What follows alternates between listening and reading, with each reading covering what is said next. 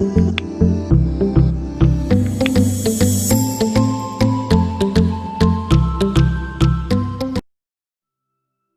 story today is called A Horseman in the Sky. It was written by Ambrose Bierce. Here is Roy Depew with the story.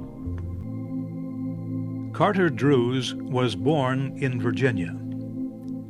He loved his parents, his home, and the South. But he loved his country, too. And in the autumn of 1861, when the United States was divided by a terrible civil war, Carter Drews, a Southerner, decided to join the Union Army of the North. He told his father about his decision one morning at breakfast. The older man looked at his only son for a moment, too shocked to speak. Then he said, "As of this moment, you are a traitor to the South. Please don't tell your mother about your decision. She's sick, and we both know she has only a few weeks to live." Carter's father paused, again looking deep into his son's eyes. "Carter," he said, "no matter what happens, be sure you always do what you think is your duty." Both Carter Drews and his father left the table that morning with broken hearts. And Carter soon left his home and everyone he loved to wear the blue uniform of the Union soldier. One sunny afternoon, a few weeks later, Carter Drews lay with his face in the dirt by the side of a road. He was on his stomach, his arms still holding his gun. Carter would not receive a medal for his actions. In fact, if his commanding officer were to see him, he would order Carter shot immediately. For Carter was not dead or wounded. He was sleeping while on duty. Fortunately, no one could see him. He was hidden by some bushes growing by the side of the road. The road Carter Drews had been sent to guard was only a few miles from his father's house. It began in a forest down in the valley and climbed up the side of a huge rock. Anyone standing on the top of this high rock would be able to see down into the valley. And that person would feel very dizzy looking down. If he dropped a stone from the edge of this cliff, it would fall for 600 meters before disappearing into the forest in the valley below. Giant cliffs, like the one Carter lay on, surrounded the valley. Hidden in the valley's forest were 5 Union regiments, thousands of Carter's fellow soldiers. They had marched for 36 hours. Now they were resting, but at midnight they would climb that road up the rocky cliff. Their plan was to attack by surprise an army of Southerners camped on the other side of the cliff. But if their enemy learned about the Union Army hiding in the forest, the soldiers would find themselves in a trap with no escape. That was why Carter Drews had been sent to guard the road. It was his duty to be sure that no enemy soldier, dressed in gray, spied on the valley where the Union Army was hiding. But Carter Drews had fallen asleep. Suddenly, as if a messenger of fate came to touch him on the shoulder, the young man opened his eyes.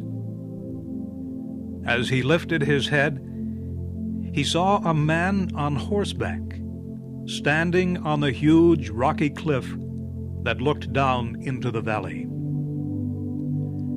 The rider and his horse stood so still that they seemed made of stone. The man's gray uniform blended with the blue sky and the white clouds behind him. He held a gun in his right hand and the horse's reins in the other. Carter could not see the man's face because the rider was looking down into the valley. But the man and his horse seemed to be of heroic, almost gigantic size, standing there motionless against the sky. Carter discovered he was very much afraid, even though he knew the enemy soldier could not see him hiding in the bushes. Suddenly the horse moved, pulling back its head from the edge of the cliff. Carter was completely awake now. He raised his gun, pushing its barrel through the bushes, and he aimed for the horseman's heart. A small squeeze of the trigger, and Carter Drews would have done his duty. At that instant, the horseman turned his head and looked in Carter's direction. He seemed to look at Carter's face, into his eyes, and deep into his brave, generous heart. Carter's face became very white. His entire body began shaking. His mind began to race, and in his fantasy, the horse and rider became black figures, rising and falling in slow circles against a fiery red sky.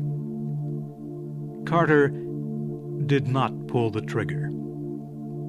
Instead, he let go of his gun and slowly dropped his face until it rested again in the dirt.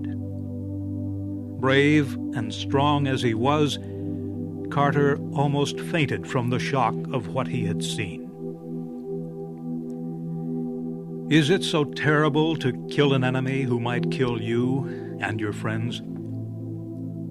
Carter knew that this man must be shot from ambush without warning. This man must die without a moment to prepare his soul, without even the chance to say a silent prayer. Slowly, a hope began to form in Carter Drews's mind. Perhaps the Southern soldier had not seen the Northern troops. Perhaps he was only admiring the view.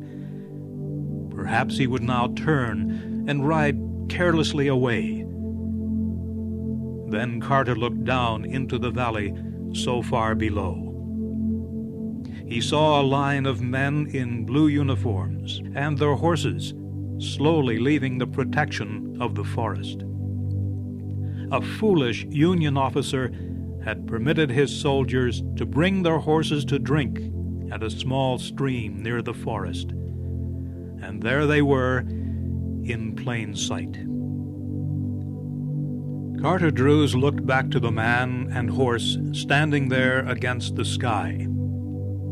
Again, he took aim. But this time he pointed his gun at the horse. Words rang in his head, the last words his father ever spoke to him. No matter what happens, be sure you always do what you think is your duty.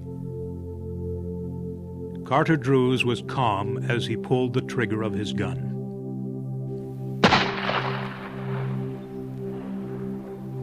At that moment, a Union officer happened to look up from his hiding place near the edge of the forest. His eyes climbed to the top of the cliff that looked over the valley.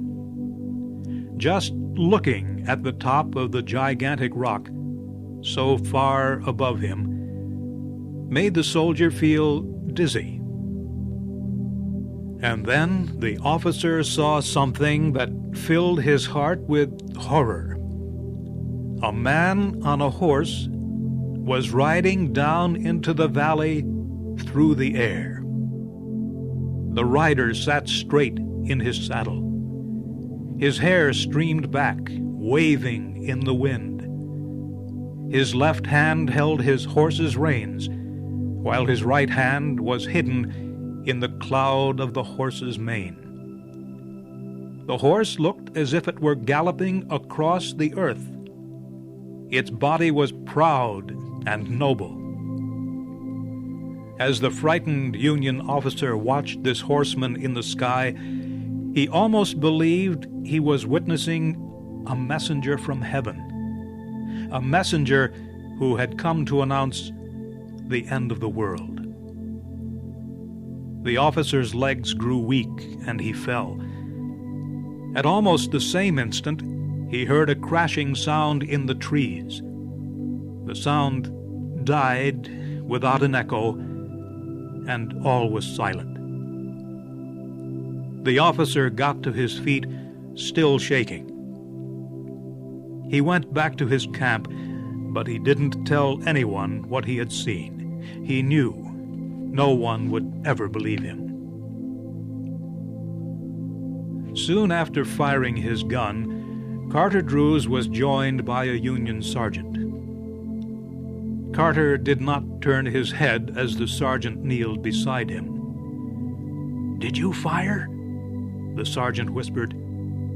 "Yes." "At what?" "A horse. It was on that rock. It's not there now. It went over the cliff." Carter's face was white, but he showed no other sign of emotion. The sergeant did not understand. "See here, Drews," he said after a moment's silence. "Why are you making this into a mystery? I order you to report. Was there anyone on the horse?" "Yes." "Who?" My father."